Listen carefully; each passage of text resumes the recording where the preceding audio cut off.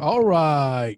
I want to say happy Father's Day to all the men in the community, all the leaders, the husbands, the uncles, the dads, the brothers. Hey, it was one community. Men sitting together, breaking bread together here on KIEZ 106.7 FM. I got Brother Marcus. Good morning, sir. Good morning, big brother. What's going on with you? Happy Father's Day to you. Thank you, sir. Thank you, sir. We got a special guest. He's special guest to me, but come to find out, you all have a relationship already, and Oh I yeah. thought I was bringing somebody to the table. But, bro, Marcus, you're a true ambassador, man. Oh yeah, man. You know I know everybody. And plus this family right here is my wife's nephew. So my nephew at the same time. So yeah, I'm family. Well, it makes sense. No wonder he out on the front line, being loud, being proud, Yeah, making things happen. yeah, that's a good thing, man. When I read the article, I knew there was him. I was like, oh, this is Elijah. I know who this is. Okay, well, welcome Elijah to the show by letting them know what we do when we come to the roundtable and we E.A.T. E.A.T for us is an acronym which means evaluate all things. I'm gonna say it over for some people that may not heard it. E.A.T for us is an acronym which means evaluate all things, and that's what we do here at the round table. Thank y'all for having me. No problem, Elijah. Thank you for breaking some time out with the family, and happy Father's Day, brother. Yes, sir. Happy Father's Day to you guys as well. Thank Yes, you. sir. Thank you. Elijah, you've been all in the news, man. Before we leave, I'll make sure I get your autograph, man, because, brother, you're actually making history. Because what I see in you, that spirit, I see in Brother Marcus, but, you know, we're middle-aged men now, and I know Brother Marcus and I, we've been associated for over a decade now. We've been looking for young men like you, and kind of find out you were right there on the block with us. So, Yes, sir. brother, tell us what's going on right here in our own town, because sometimes we sleep. So wake us up. Yeah, I think the conversation is on the point of this gradual new racism, this idea that racism isn't the same as it was 40 years ago, but it has evolved. And a lot of the things that we see especially through research, is that there are hidden terms that are being used out there to describe us as an African American community. And so when these terms come about, you can't necessarily argue with them because the dictionary will tell you that it means one thing. And so, as you're aware, there have been protests all across the nation. And when they initially started, they started off pretty violent, and it was pretty destructive. And so the group, the NAACP, organized a protest here in Monroe, which was a pretty peaceful protest. I attended that. My brothers attended it as well as my teenage sister. She attended with me. But before those protests, one of the community leaders for Washita Parish District B, Jack Clampett, police juror, made a statement. And you live in that district, right? Absolutely, absolutely. Okay. I live in that district. I'm one of his constituents, and so he made a statement, real bold. Says, "Hey, I got a solution to the looting. 2 words: just shoot him." And you can kind of look over that if you want to, but then somebody said, "Hey, man, I think you need to be aware that this is on social media. People are gonna see this, and not just one ethnicity, but multiple ethnicities will see this." And so he took that and doubled down on it, and he said a whole bunch of stuff. Basically, I don't care about re-election. I'm concerned about my community that's getting vandalized by these thugs, many of which are Black. And so when we look at the evolution of racism, we look at that word thug that we've been seeing for quite some time, and it's hidden code for people who subscribe to that vernacular, and so they know exactly what it means. And so if you take out all of the smoke, in a nutshell, what he said was 2 words: shoot them, thugs, many of which are Black. And so even if he was talking about the protesters, one of my biggest concern is I'm out there protesting peacefully with my brothers, my younger brothers and my younger sisters. And we all know bullets don't have a direction. They don't have a name on it. So even if somebody was shooting at a looter, it could have came at me. And I took particular, I stepped back on this situation, particularly because one, there was no looting, there was no violent protest here in our parish. And I felt like that should have been promoted as opposed to giving people the green light to go out and necessarily shoot somebody. We live in a society now where men of power can tell somebody else that's grown and has been around for quite some time, they can tell them, hey, inject yourself with bleach, and people actually do it. So what do you think is going to happen when you give somebody a green pass and say, hey, go and shoot somebody? And I just really take it, I'm taking it back because people are saying, all right, I'll do it. I want to shoot somebody. And so it's a different culture, it's a different environment when we got people who take pride in taking the life of another person. And so that's what we're up against. That particular struggle. And that's a very powerful element. You mentioned so much as you conveyed that message, and it's definitely clear. Words are power. Words are energizing. And to make that bold statement, as you said, there will be some that will react. Most will not, but the few that will, and you're exactly right. He also mentioned in his statement his community. I've seen peaceful protests here in this community in Ouachita Parish. So there's no need to shoot anyone. If anything, is bring individuals to the table to get a better understanding and say, let's identify where the shortcomings are in the governmental body, in the community, and let's dialogue about it, because there's a serious concern. But if you are not fully aware where that concern is, you will be leading with a blind eye and others will follow. And that's the objective here. How will you lead and as the other ones follow? We have to say, whoa, whoa, whoa, whoa, whoa, whoa here. I'm doing what's civilly accepted, a peaceful protest. Brother Mark, what do you think about that? See, sometimes, sometimes we got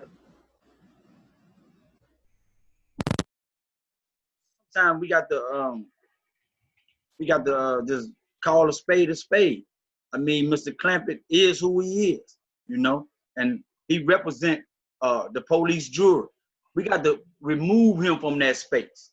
We can't allow him to apologize. We can't allow him to give some kind of statement. No, he has to go because he's a reflection of the old politics. He's a reflection of the old system of racism. So he can't apologize for the statement that he made, because you can never take that back. That statement is that statement. I know when I make statements sometimes, I never apologize for anything that I say, because I meant that when I said that. He meant shoot him. He understood what he was saying, and we got to understand what he's saying. Don't let him apologize. Remove him from the police jury as well. He got the biggest district. He has the largest district. So with that being said, he has the majority of the people in his hand. You see what I'm saying? So when he made that statement, and some say, oh, I agree with him, they do agree with him. So the people like Lonnie, Michael, that's on the police jury, they should have called immediately for his resignation. Don't hold nothing back. We shouldn't have had to have the protest. They should have fired him as soon as he made that statement. Well, that's an elected position, though. It's an elected position, but with his peers, the police jurors, they could have made him resign. They could have forced his hand. You see what I'm saying? Look, go ahead and resign. So we don't want no problems on the police jury. We represent the whole Ouachita Parish, and that's what we got to understand. When we make something a bad statement, or they make sure we resign right away, and we got to do the same thing. Like Elijah, I commend you for being out front, being in the parish where he's from. You his constituent right away. You somebody that has to go out and vote for him. Now you got to be able to change that system. When it's time to vote for District F, you be on the front line to tell your peers, the other youth that's 25 or that's 20 and over, to go out and vote and change his position. That way you remove him from that position. Simple. Well, let's look at it in on these lines here. He's an elected official. His people put him in office. And so now this time, I think the police juror, Shane Smiley, said that according to the comments that I've read, that they were not going to take any action on this. Now there's a procedure in order for some action to be taken. It's like any board, has to be a motion, has to be second, has to be voted. I'm assuming that didn't take place that day, did it, Elijah? No, you mentioned something earlier that I thought was quite surprising. We've done this twice now, and the first time, all the police jury members knew what they were walking into. They knew that there was going to be a protest, and they knew what the protest was going to be for. And I would like to have thought that Jack Clampett would have had a statement prepared to be able to give to those people who showed up the first night.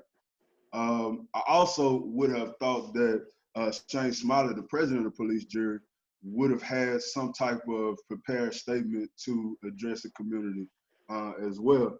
And so apparently I wasn't the only one to think that. And so a friend of mine, Larry Rollins, came out the second meeting and he told me, he said, listen, it's shameful that you as the leader haven't done anything. There's a lot that you can do. And he pretty much said, man, listen, I ain't keeping up with what happened in Minneapolis. He all but said it had nothing to do with him, and that he wasn't interested in that. And that rubbed me some type of way, because I'm thinking like, man, like you're the president. And he goes on to brag on this been his 9th time serving as president. So I said, okay, I see the problem now.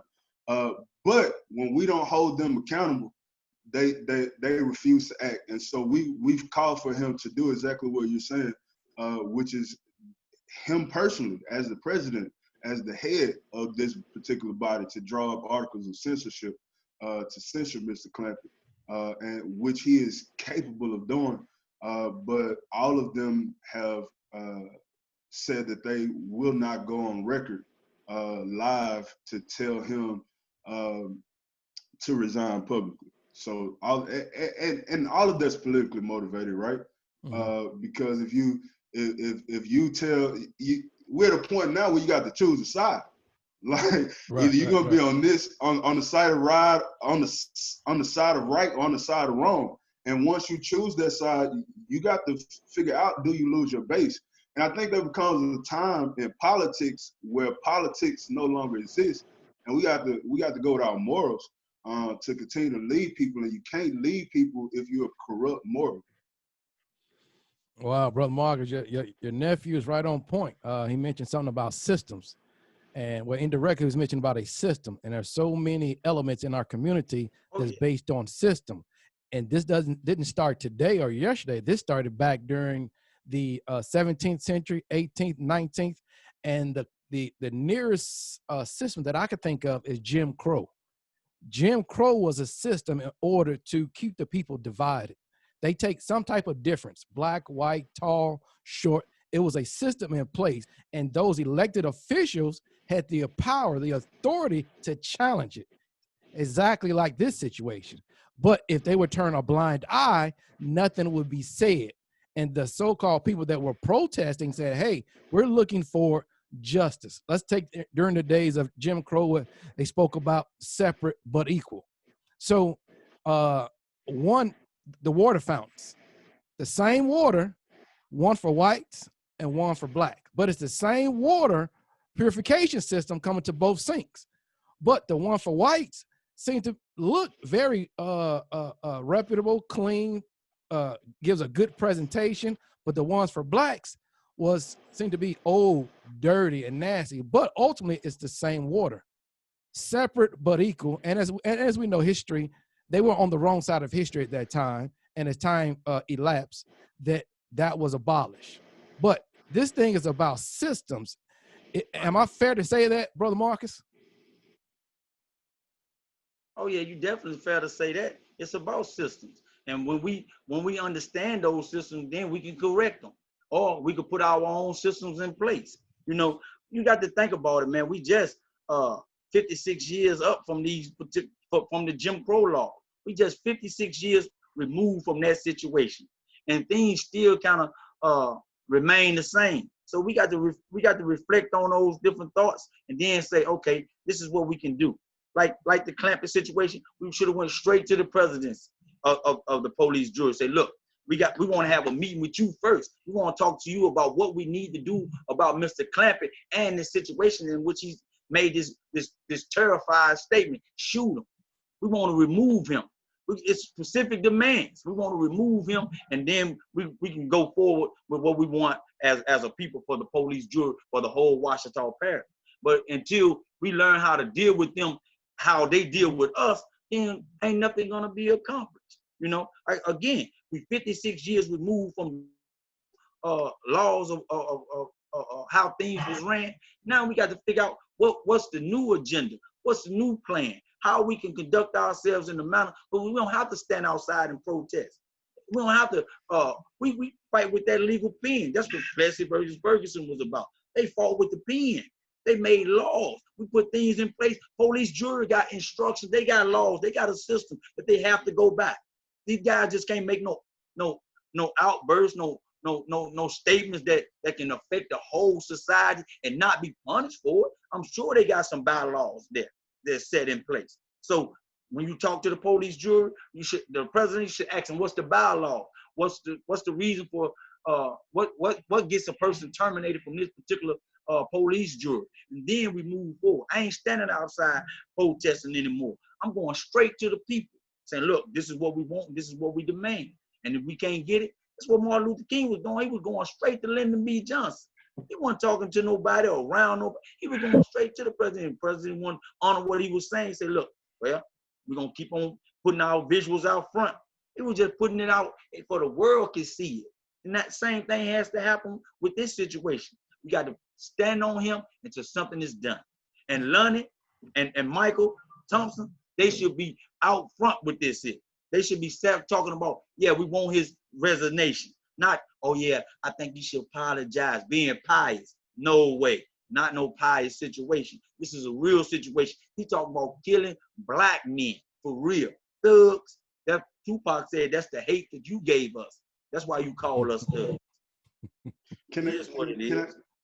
Can I add to that? Yeah. Go ahead. I'm gonna kind of contrast you a little bit.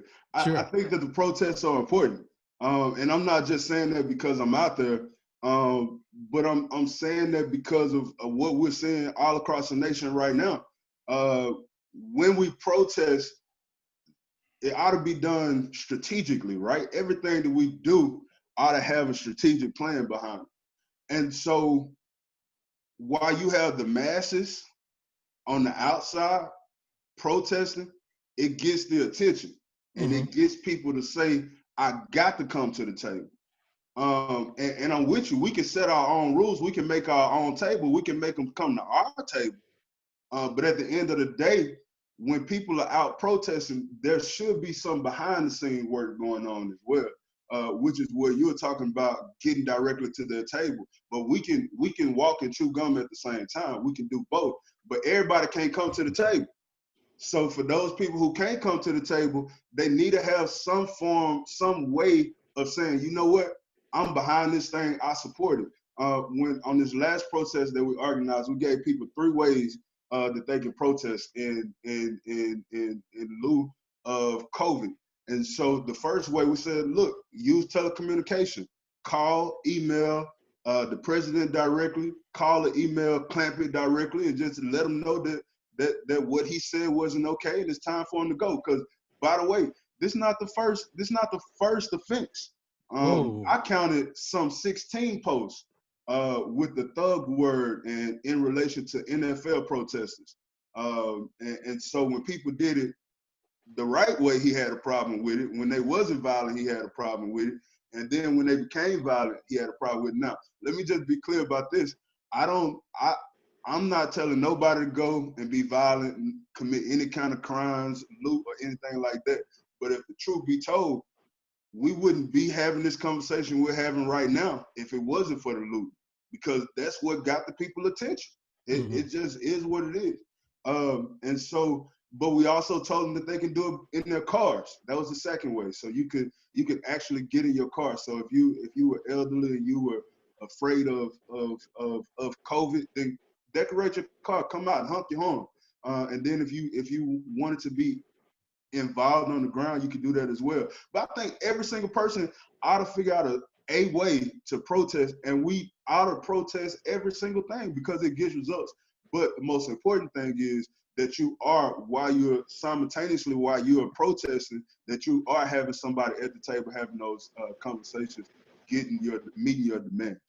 Yeah, yeah. So you mentioned 3 ways. Number one, using communication resources. We know text, email, definitely all types of communication. Number 2, individuals have the opportunity to drive by, to show a presence, to show a support, and by a unity that, hey, we're not accepting this. And 3 was actually attend the meeting. Yes, and so sir. what are the after actions? Because my understanding, he apologized. So it's been the belief, long as a person says something that's not socially accepted, if they come out with an apology, you're supposed to become pious or submissive and say, okay. So are we okay with this? Should we drop it, or where are we now as a community? Oh no, the work is just getting started, right? So we talked about this strategic word. Everything is strategic. I'm not naive to the fact to believe that one protest could have him to resign. Uh, I'm just not naive to that fact, because at the end of the day, there's income for him, and so he has to consider that loss. Uh, the next thing is, as a community, we ought to show up in larger numbers to say this issue isn't going out. And then there's always the option of a recall petition. And so his constituency is about 14,000, a little over 14,000 people. So we have to have a 33 and a third, which is a little over 5,000 of those registered voters hand signatures to recall him. And so we're working on some other things in the community to do better with those numbers. He's had some pretty good support that people who rally along him. But we can't get discouraged when we see that, because a lot of times the other side just isn't as vocal. It doesn't mean that they aren't loud, that they don't have bigger numbers. The other side is just louder, so it makes it look a little more intimidating. So we're not going to get intimidated. We're going to do voter registration drives because of that 14,000, it's not even 2,000 of them are African American in his district. So we want to do voter registration drives. We did one this past Friday. We're going to continue to do more directly in his district to get those voters out, because even if we can't do the recall and he decides that he's not going to resign, we're still going to stay on it. But we're also going to make sure that he's held accountable and that he'll see some repercussions for his actions. Accountability. What do you think about that, Brother Marcus? Yeah, I mean, I'm with Elijah on the strategic protesting. Okay, protesting is good. I never said not to protest, but I'm saying my thing is to strategize about it. You know, people doing that out of emotion. Oh, I come out, don't know people show up. They seem like there's not enough people protesting about the situation. So that's why you go back behind the closed door and strategically draft up some kind of legal situation to be able to combat what he's doing, or is making those kind of statements. A local official in that kind of capacity can't call for manslaughter. That's what he called for. He called for manslaughter. You see what I'm saying? So somebody in that kind of capacity can't do that legally. You see what I'm saying? So that statement ain't just a statement. It's unlawful. You understand? That's like he can be charged with some kind of felony charge. for exciting a riot, anything of that nature. That gets him out of office. You understand? So when you look at the legal constitution or the bylaws in which he's under for as being an elected official, that's how you target them. You know, take that money away from him. Like you mentioned, he has some kind of monetary gain from this situation, being a police juror. Take the money away from him. He said, I ain't worried about being an elected official. He know that he has the majority of white people in his district, you know, white people in the Washita parish. So they're going to support him because we don't look like we support each other. You understand? So when you do that, you combat them with legal jargon and make them stand under the law. That's what it is. We got to make the people stand under the law. The law is that he can't make those kind of statements. You understand? So when we're dealing with things like this, we can't just be out there with our fists raised in the air. We got to be out there strategically planning this situation to be able to vacate them, remove them. You know, on that police jury, it's 4 white men and 2 men. The 2 black men became so pious about the situation, they just called for an apology. That's it.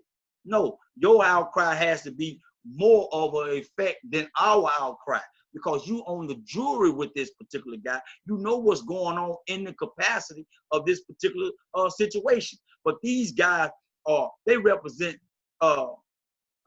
something. I'm gonna say it. They represent McFarland in this case. He has these guys put in this position to run for police jury. These guys are pious individuals. They're not gonna stand up for what's right. It is what it is. They're not gonna stand up for what's right because they don't care really about the community. They care about the prestige of the job. You understand? It go a long way for them. It's not about the people. Everything's supposed to be about the people, for the people. That job they have isn't about the people. So we got to put people in place that's for the people, by the people. The police jury, the Washita Parish, cover the whole city. Yeah. You understand? So we have to make that noted, and to make the people understand what the Washita Parish consists of and how the police jury works. You know, that's why there's no outcry. That's why there's not a large number of people out there protesting, because they don't understand. When you don't understand, you do nothing. And then you have this idea of systematic oppression, right? Where as a people we've been taught that our vote meant nothing, so our voice meant nothing, and so people are not involved in the political climate. I don't think we realize that every single interaction that we have and every single thing that we do is motivated politically somehow. And I think we just have to shift that narrative in terms of education. But it may take us a while. I don't think that's going to happen overnight in terms of getting people involved politically. But that's what needs to begin to happen. I think people need to seek incidents where one vote changed the entire direction of a particular election. And let people understand that your vote means something. If it didn't mean something, they wouldn't be trying to keep you from doing it. And so in Mike and Lundy's defense, I know in certain positions, there's only so much you can do. You know what I mean? And I think that I think they did what they had to do, what they could do. I think they could have done more. They can indeed draft the articles of censorship, right? Mm-hmm. Personally, I don't want it to come from them. I don't want it to come from them. I want it to come from Shane Smiley, because that sends a more bolder message, because he has to draw that line at this point.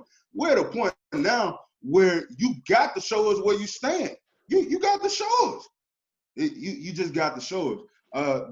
That's why Scotty Robinson, who serves on that body now, Scotty is trying to be U.S. Congressman. So Scotty, tell us where you stand. And so you'll notice he was the only white person at the meeting to directly say that these actions were wrong.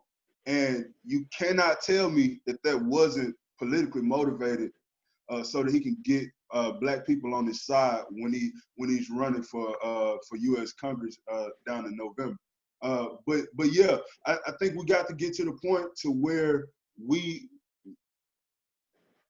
are not afraid to get involved politically and utilize those resources. One of the biggest things that I see working with campaigns is that people will say stuff like, hey, I can't vote because I'm a convicted felon. All right, let's find a solution to that, right? You can be responsible for getting 10 other people to the polls. You can take 10 people, ain't nothing stopping you from doing it. So now you can vote because you done sent 10 people who normally would not vote. So we just got to have that conversation as well in our community, so that we can get these results that you're talking about that we need to see. And we need to start raising our youth up to want to run for office and let them know that is within their reasonable reach. It's not difficult to do it as long as you're standing behind something. Well, I appreciate that, and I'm listening, and I hear you, Elijah, and I hear you, Brother Marcus. It seems that as we enter this big realm of war is done covert and overt, and so with that, we have to fight from the in and on the outer side of this thing called war. And what are we fighting for? Accountability. If you represent the people as a whole and not just a portion of the people, so we have to get out of the Jim Crow mindset. You represent, don't give us something called separate but equal. It's like I'm phasing this towards the president of the board. As he said, oh, I'm not going to get involved. What do you mean? You're the president of the entire body. You must take a responsible approach. And if people have been violated civilly, address it. But by to say, no, I'm going to step back. No, well, you need to be out of office also. And so this is this system that people have been talking about for a period of time, a systematic approach. As you said earlier, Elijah, it's called hidden words, hidden terms, but it's a system approach. And those that have been elected, if they are not for the body, the entire body of the people, the community must hold them accountable, as you were saying. Go ahead, Brother Marcus. Yeah, I mean, the black codes still exist. Mm-hmm. You know, when I was 20 years old, I didn't think about voting or anything of that nature neither. So as I got older, I got more, I grew with understanding. So that's your job, Elijah, is to teach the younger generation how to go out and vote, how voting is so important, why it's so important. I applaud you for taking your young brothers and sisters with you to the protest. So now that everybody is involved, now you got to get your nieces, nephews, friends, family, everybody involved. So therefore, it's a new day when voting starts to really count. You understand? So when the president of the police jury don't answer the call, you remove him as well. Everybody has to be accountable for the situation. You know, like I say, we just up from slavery in a sense, because I mean the civil rights movement put the separate but equal stuff to the side, but it still remained the same. You understand? And when you don't know, you just don't know. A lot of people don't even look at slavery. They don't want to go back in time. Nah, I ain't got time for that. I'm not dealing with that today. Man, we passed that. No, we not past that. Voting Rights Act happened 55 years ago. The Voting Rights Act happened 55 years ago. That's why we don't want to come out. We don't understand what voting is, or what it entails, or what our community could look like if we had a system in place that was equal. So when we start to understand, we got to go back and reteach. I went to Robert E. Lee junior high school. I never questioned what the school represented, why it was named Robert E. Lee, none of that stuff. But today, everybody's protesting about removing the statues of Robert E. Lee, changing the names of different high schools and stuff, because we just not coming into the knowledge of what this thing is all about. But when somebody make blatant statements like Mr. Clampett did, we removed Jeff Rowe. We removed Jeff Rowe Clampett. We removed him. I called him Jeff Rowe Clampett off because of the stereotype. The white Clampett people that came into power after they had the gold rush. You know, that was a TV sitcom. You might not know anything about that, Elijah, The because you young. Beverly But Hillbillies. Yeah, that's before my time. the Beverly Hillbillies, yeah. So this situation, they came into power. So he in the power, and he's saying, okay, I'm in power. And what you gonna do about it? What we do about it is organize around the vote. Tell the people that, oh, if you want something structured for your community, this is how you get it done. Understand the policies and politics around this situation, and we move forward. Now, I hear you both clearly. I mean, you all are dropping so many great gems. Basically, we're talking about accountability. We're talking about the Constitution. Brother Marcus, you lead to the 14th Amendment, the 15th Amendment dealing with voting. And talking about voting itself, I don't want to get away from the conversation, but voting itself is at its weakest point right now than ever before. But we don't address that. But now we got a young man on the scene who's actually focused on it. And you start breaking it down, Elijah, about the psychographics. And I thought about that as you were talking. I mean, it makes sense. Anytime that there is a majority, the majority of whatever, they usually control anybody. Where if it's ethnic, community, the majority. So now with the majority, I'm looking at the psychographics, and we attended elementary, grade school, high school. Thinking about, Brother Mark, you said you went to Robert E. Lee. So I'm assuming that the photos that were on the wall, hanging from the wall, were that of older white men. And so as we finish school, go to high school, we look at the teachers. What do they reflect? Then we get into community after school. Who owns all the businesses in town? Who are the ones that have been elected? This deals with our psychographics of it. Now we internally, we think we can only reach a certain ceiling because of what we see.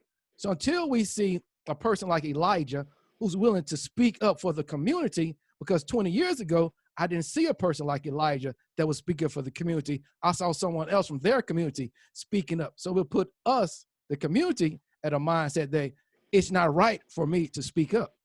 Take this example. We are small business individuals, and each time I take my young son or grandson that's 5 or 6 to the store with me, and every time my young grandson sees me doing business with the store owner that doesn't look like me, I plant that seed in that child's mind that that's the norm. That's what you, and over time they duplicate that. So Elijah, how do we get to the stage? Because there's a lot of fear that has been inbred in us to understand our rights, to understand that voting actually matters. I think these protests, this new age of protests, if we hold on to it and we stay strong to it on all of the issues that affect our communities, I think people will begin to see the power in it, and they will that side of their spiritual realm will begin to be fed, and they'll be begin to be eager about this particular process and all of it. But when people come to us hungry, we got to have something for them to eat. That's right. That's right. So when people come craving this movement, we have to keep it going. We have to give them the knowledge. And what I'm learning now is I can't do this thing by myself. That's right. I have to be able to teach other people to go out and duplicate this in their community. And so I think that's where we go with this thing is that we teach duplication. There are so many things going on right here in Monroe that we should be protesting about and getting some real answers about so that we can see growth. Somebody was telling me the other day about a situation in Richwood where they are tapped out. Greater Washita have tapped them out on access to water. And so no new businesses can come into the city or the town of Richwood because they can't get the water. Somebody need to be talking about this. That's right. That's right. How then can this community grow if they don't have the access to the basic necessity like water? Yeah. What business wants to come to that area? No, I'm saying without water, without resources. Right, absolutely. Nobody, you can't put a home out there. They want to put into a home. I heard a guy say about one of the stories. The guy told me, he said, "Man, I bought 5 acres of land out there and couldn't put affordable housing on it because Greater Washington told me no. They told me no. Simply put, no. And so we got to become vocal about this, and we got to do something about it. We just do. And that's with any issue that affect our communities. And we have to stand in solidarity when we know that it's wrong. Even I don't live in Richwood, but I want to do something about that problem because it's wrong. At the end of the day, it's wrong. Exactly right. Now Yeah. you're speaking the words that the police jury president should have spoke. That, oh well, I don't live in Richwood, I'm not going to even focus on that. But you're Right. saying, hey, it's one extended community. Absolutely. And brother Mark, do you see what's going on in our town while you're gone, brother? Oh yeah, definitely. I mean, again, Elijah stay in District F, in the district that the young Mr. Clampett is over. Run for office. That's no problem. Now you get the people involved by talking to them, telling them what's your plan of action. How can you help your district or your police jury or whatever the case may be. But if we never run against these individuals, we'll never change the system. Richwood has a black mayor. Monroe City has a black mayor. The Greater Washington Water Company is in West Monroe. What is it doing in Monroe? In Richwood? It shouldn't be. It shouldn't be over there. It got a lawsuit on the Greater Washington water system right now. They need to annex the Richwood to the city of Monroe for us the water system go. Because we got one of the greatest water systems in Northeast Louisiana. You understand? In the city of Monroe. Annex the water system to Monroe and then become a unified body. You don't have to put your town, annex your town to the city, but annex your water to the city. Therefore, you can grow at the city from a wider standpoint. You see, so when these two individuals start to talk, the two mayors, the city council, the police jury, all of these people has to make this a concerted effort to be able to make this happen and run Greater Washington out of town. It is what it is. See, those things have to happen from that perspective because these people connected. What you say, Elijah? I say the protest speeds up that process, though.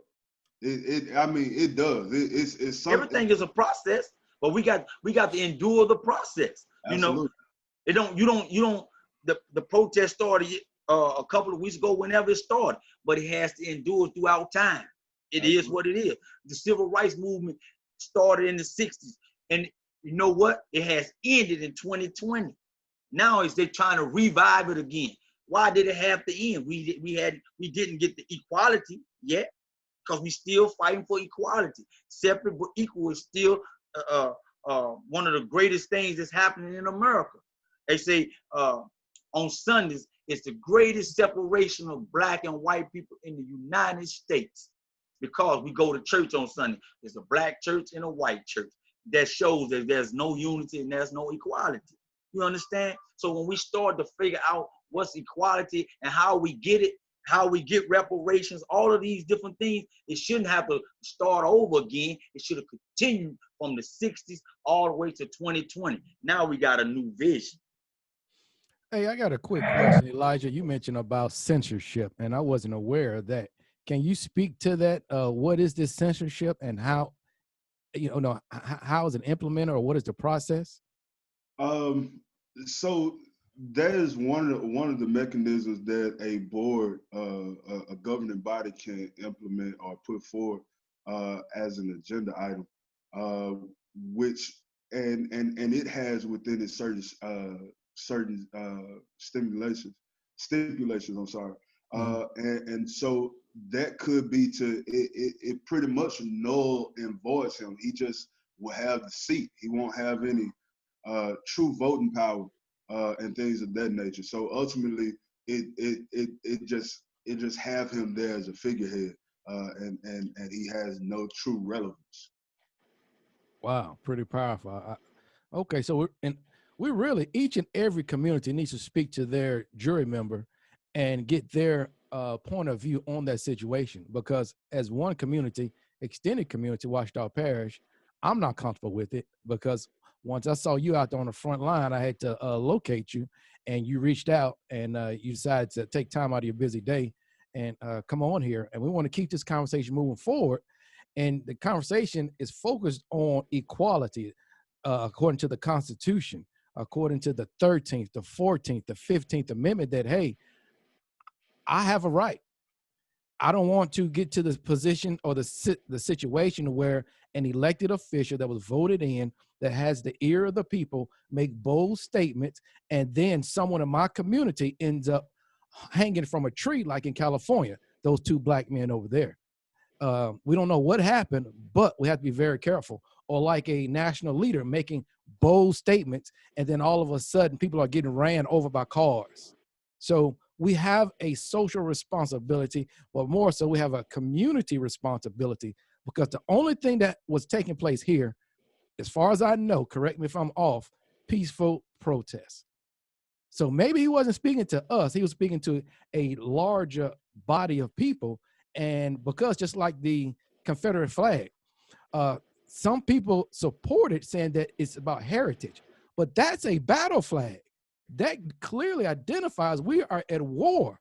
That was not the flag of the Confederate. I mean, help me out. I mean, am I off on this or what? Well, I mean, he was speaking to a larger audience. He wasn't just speaking to us in Monroe, Louisiana. He was speaking to, he said, shoot them, the looters. They're not looting in Monroe. They're not looting in the Washita Parish, period. You dig what I'm saying? So when he talking to an audience, and then the biggest looters in this situation are the Europeans. White kids out there burning up these buildings, man. They not strategizing with us. This stuff is not strategically put together. They doing this out of anger.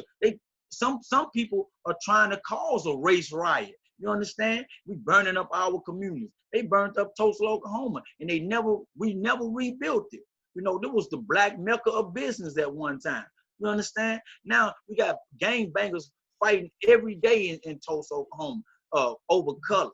Same thing with the political strategists. They got colors too, blue and red. They fighting over things that can simply be solved by the people, for the people. The brothers getting maybe caused themselves suicide, or somebody hung them in California. You never know. They said one of the guys, they done ruled out that somebody hung him or whatever. He committed suicide because they found footage of that situation. But the Fuller guy, they haven't found footage of what happened with his particular case. But all of these cases, all these things is a powder keg, because everything is about to explode. And it shouldn't be at this point where we trying to blow up the country, but we should be trying to heal the country. You understand? But because we can't heal it, because we don't understand. They say, with all thy knowledge, get an understanding. So we need to get an understanding about our voting power. We need to get an understanding about how to strategize, like Martin Luther King and Dr. Abernathy and all these different people were strategizing. Even Elijah Muhammad, all of these people, Minister Farrakhan, all of these people that have been strategizing before and brought about different changes in society. We should be talking to them at this point, because they dying out. The leaders are dying out, and the new leaders are coming up, but they not together collectively and understanding where the focus should be at. You understand? When the focus should be on, okay, we ain't got such and such yet. We need to do this, this, and that. And then we can move forward with our agenda. We have to create a new agenda and a new paradigm that makes sense, so we can have some sense. I'm talking about CENTS sense, some money to be able to move forward with our existence in this community, in this country. We got politics about to come up with the presidential election. Yeah. We need to be focused. President and Congress. But I definitely agree with you. We have to create a mechanism in which we all can have one voice. I'm actually working on something similar to that, because it's important that we are standing in solidarity, and that we are coming together as one voice. But another thing that a lot of us are not talking about is understanding the power of to really I don't think we'll ever get to a point where we will totally eliminate racism.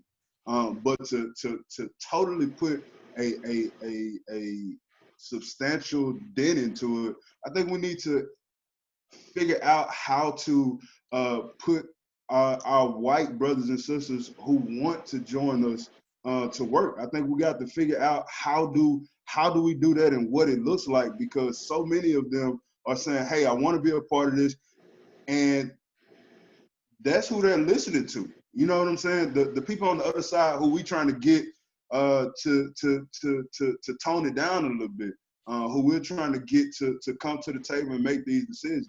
I think we have to realize the influence that they have and figure out a way to strategically implement that into the works that we're doing. Not that they would get the center stage or The attention. yeah. Not that they would lead anything, but that we have a place for them that's organized in a way that we can keep their attention while we got it. So that, because they will be responsible for assuring that this conversation go on as well. Because it's bigger than us. It really is. And again, Yeah, it's they numbers. need. It adds to those numbers. Yeah, they need the center stage. Give them the center stage. Let them get a platform. They get a platform. They can speak to their constituents, their peers. The young white uh, uh, American or so-called American needs to be talking. He needs to be vigilant. She needs to be vigilant. If they not, then ain't nothing gonna really change, because information been passed down to them generation to generation. That's why they uphold it. So if somebody of their peers come out and stand out, then they'll say, okay, I hear him. I hear him. I feel that. You see what I'm saying? But until then, they're not gonna conform. They're not gonna help us. You know, they're not gonna change their systems unless we put somebody out front that clearly can give them the message that they can't perceive from us. They can't perceive the message from us. I ain't gonna receive it. I don't hear you, Marcus. I can't hear you. You a Muslim. I don't want to hear that foolishness. No, but this reality, this real. I'm giving you statistics and information. History, not his story.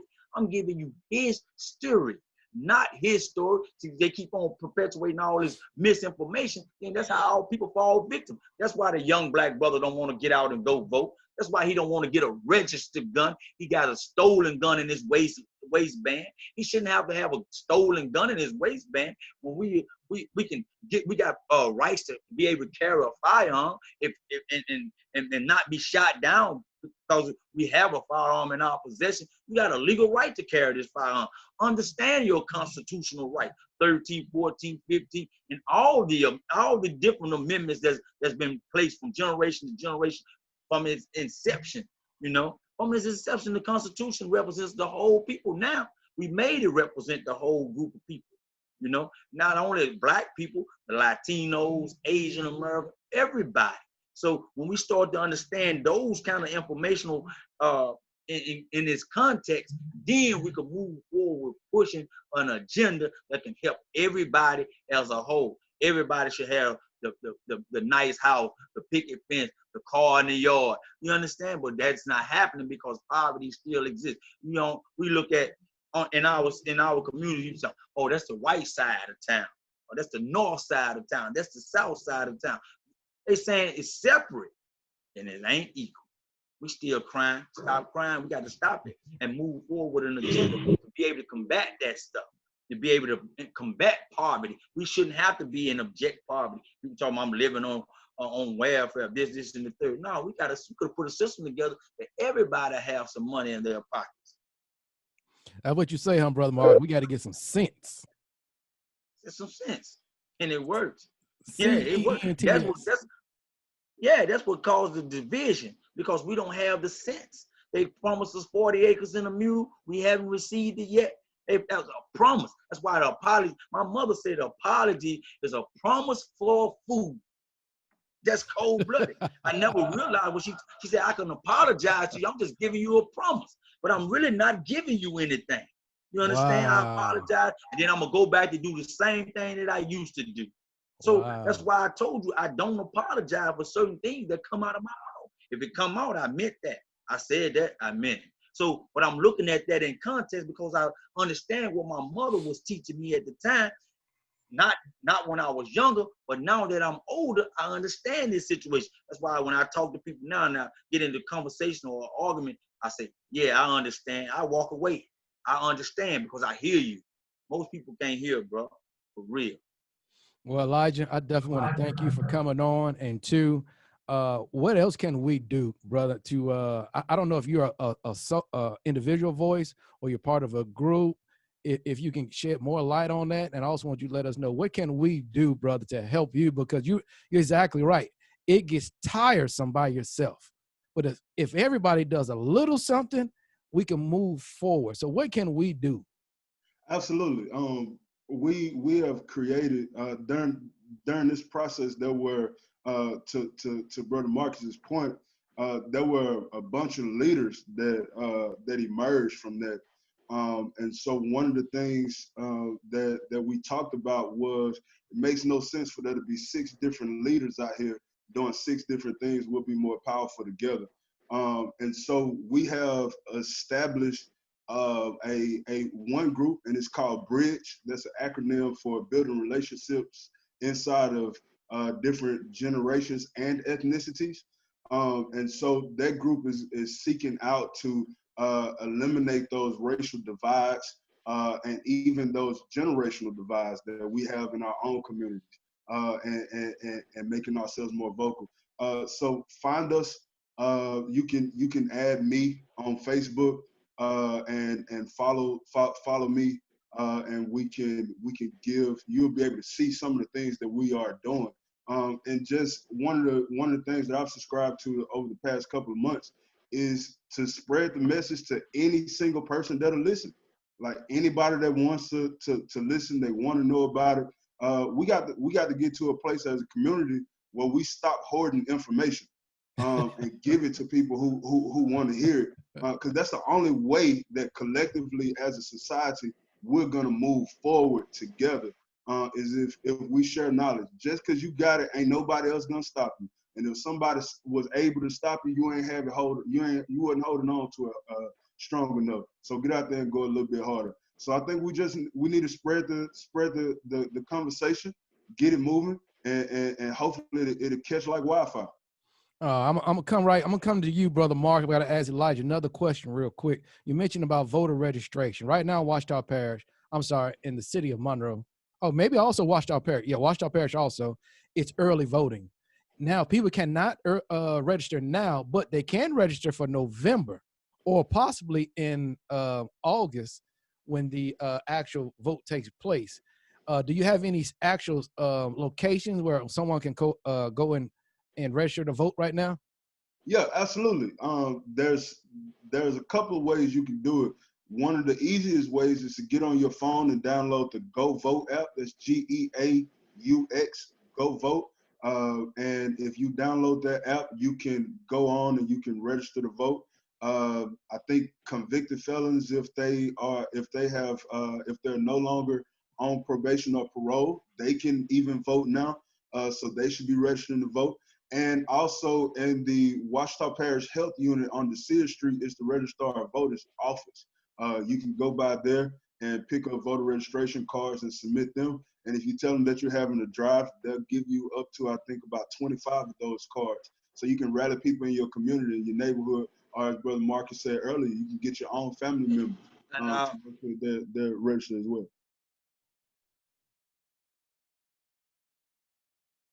Go ahead, brother Marcus. and Now, I think another thing. Go ahead, B. no, I think it's a small delay, but Elijah has put out here. He's put the call out here. I asked him directly, "What can we do?" He put the call out. He answered, and brother Mark, I got to come to you and say, "Well, now, not what can we do, but what shall we do?" Oh yeah, I think he made a great content about the different ways to get the vote out, and get the people informed. And I think that another strategic way to get the get the people aware of voters registration is to stand in front of your local Walmart, your stores that got people coming in by the numbers. So you can hand those the leaflets or the pamphlets showing that they can go register at this site and that site in order to be able to vote in the current elections that's coming up. So, you know, stand out in front of Supreme or the local grocery store, just anywhere that people will come in droves, and you can get the numbers out, because we're talking about thousands of people that's misinformed. So you stand out in front of these locations that got people coming in numbers, then you can get the information out clearly to those individuals that need it. And also, man, I'm gonna say this: you're getting that information out. I also want to ask you. I'm gonna say this, man. You should run for your police jury seat. Run, run, because those that's in the know that don't know, I mean, those that's in the know can inform those who don't know. And when they don't know, they can't help you. That's why they ain't helping, because they don't know. I want to add to what you just said, right? Well, one of the most difficult things is support. We don't support the people who share our interests. I was talking to my mom. She was like, "How did we get stuck with Joe Biden?" And I had to sit back and tell her, "Well, Mama, a lot of people don't get involved in the primaries, for first of all, and second of all, it's about money. If people are not contributing, then you can't run a successful campaign. And so a lot of campaigns, especially here locally, we don't support those campaigns so that people can get out there and do the work that they need to do to actually get elected, because it costs money to do that. And to add to the other thing, I left off of that, another thing that we can all do, especially for our business-minded people, is start nonprofit organizations and get access to the government grants that exist out there on the local, state, and federal level to shift our communities. You don't have, if the bank won't give you money, go out there and create it yourself. And starting nonprofits is one. But then we got to back the nonprofits. For those people, find something that you're interested in so that we can keep those cents in our own community. And so I'm looking at some other options as well in terms of starting nonprofits that help nonprofits start up, to do that initial paperwork, and to a way that we can assist people with getting the funding that's required to start nonprofits. So we got to start taking care of each other, and eliminate this is me all by myself, and I'm only going to do what's going to benefit me. And we got to look.